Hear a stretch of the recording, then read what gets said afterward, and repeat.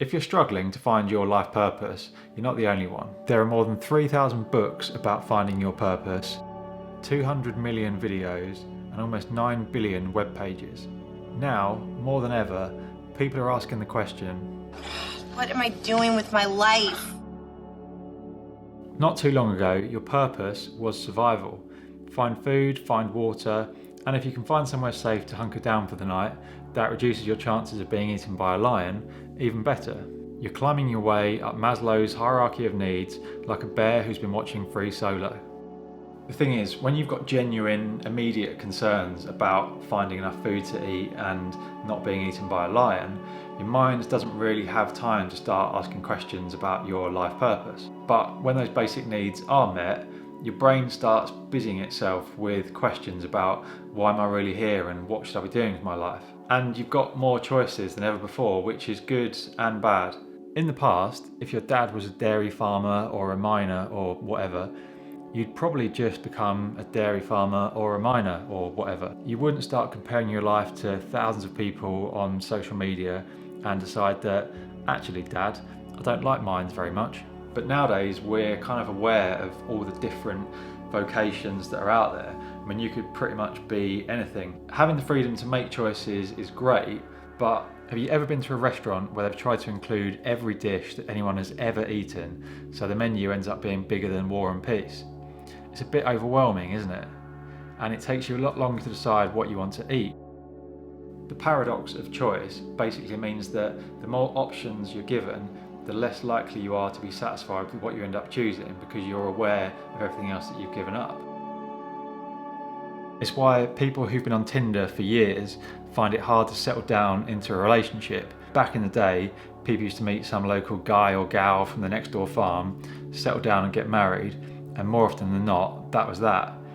Nowadays, you know there are thousands of potential partners only a swipe away, so it's harder to settle for one and feel confident you've made the right choice.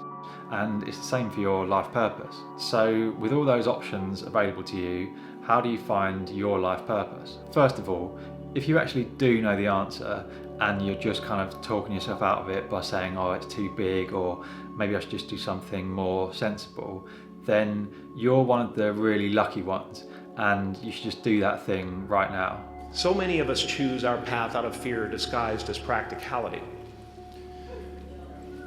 What we really want seems impossibly out of reach and ridiculous to expect, so we never dare to ask the universe for it. I'm saying, I'm the proof that you can ask the universe for it. My father could have been a great comedian, but he didn't believe that that was possible for him. And so he made a conservative choice.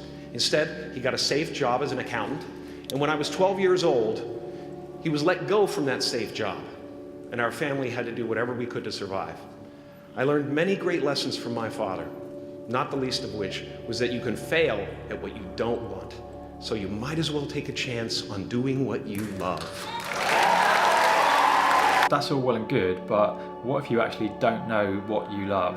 What if you're like me and you've never really felt like you've known what your life purpose is? I feel like I'm kind of an expert here because I've been in this position for about 10 years trying to figure out my life purpose. I guess if an expert is someone who has been trying to do something for 10 years and not succeeding, which that probably isn't the definition of an expert, is it? No, it's not. And I've got some important advice for you. Give up. I don't mean give up on life. I mean, give up on the idea that there's this kind of one massive, magical life purpose that you're going to discover one day. I got two questions for you. What do you do and how do you do it? I'm a stockbroker. Stockbroker. Oh. That there's this one thing that's going to answer all of your questions, that's going to make you leap out of bed every morning, motivated to work on it, the thing you want to dedicate your entire existence to, the thing that motivates you and inspires you and that will make it all make sense and make it all seem worthwhile. And from then on, it's going to be marshmallows and super yachts. That kind of thing is what I've spent about 10 years waiting for, and yeah, it didn't happen. They ask you how you are, you just have to say that you're fine when you're not really fine, but you just can't get into it because they would never understand. If you don't know what your life purpose is right now, then in my opinion, no amount of sitting around thinking about it, reading books about it, doing 30-day life purpose journaling challenges or Ikigai worksheets is really going to make any difference. And again, I am speaking from experience here. I've done loads of those things and none of them really got me any closer. The trouble is, the more time you spend thinking about a problem, the bigger it becomes. Like, what is your life purpose? That's a massive question.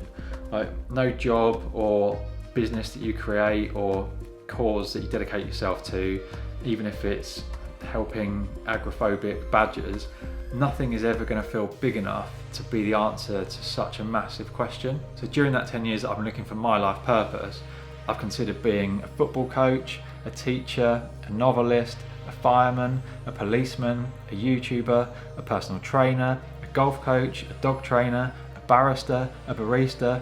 You don't want to get those two mixed up, or you'll end up with some really ropey legal advice and probably a disappointing cappuccino.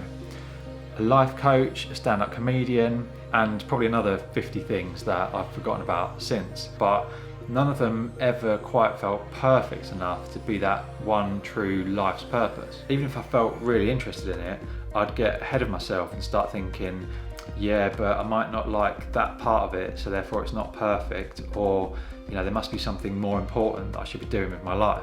So as a result of that, I didn't really do much about any of them, and guess where that got me? Nowhere. That's sad. And that's the reason that I'm making this video. However old you are, whatever stage of your life you're at, whatever you're doing with your life, no one should be wasting 10 years of their life trying to figure out their life's purpose. So how do you avoid that? You just do something.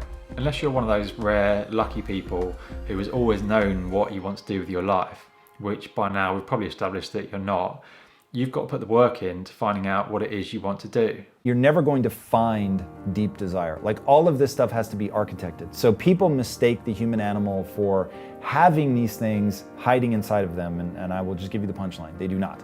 So no one is born with a passion. It's all about, like, what are you going to build? Building desire is one of the most misunderstood things in the world. You have to learn how to fan those flames. You have to take an ember of interest and turn it into a raging inferno. You take that initial spark and then you cultivate it like you would a fire. Yeah, that romantic idea that there's this kind of magic life purpose out there waiting for you and you've just got to find it is nice, but in my experience, it isn't true and it's not particularly helpful. So it's up to you to just take things that you're interested in, try them out, potentially turn them into passions, and maybe one of them will become your purpose. Just make a list of all the things that you think you might want to do, pick one or two and start doing something about them. You might realise, actually, you hate being a lollipop lady. Great, you can scrub that off your list and you're one step closer to choosing something that you do like. Or one of the things might end up being something that you love and that you want to do all the time, or it might just lead you in a kind of roundabout way to something else that you hadn't even considered that ends up being your life purpose. If you literally can't think of anything that you're even remotely interested in trying, then think back to what you loved doing when you were a kid. Think about stuff that you're just naturally really good at, and think of things that you tend to kind of lose track of time when you're doing them. Because if you can find something like that, you've got a much bigger chance of being successful at it than if it's something that you have to kind of make yourself do it and it always feels like a kind of uphill battle.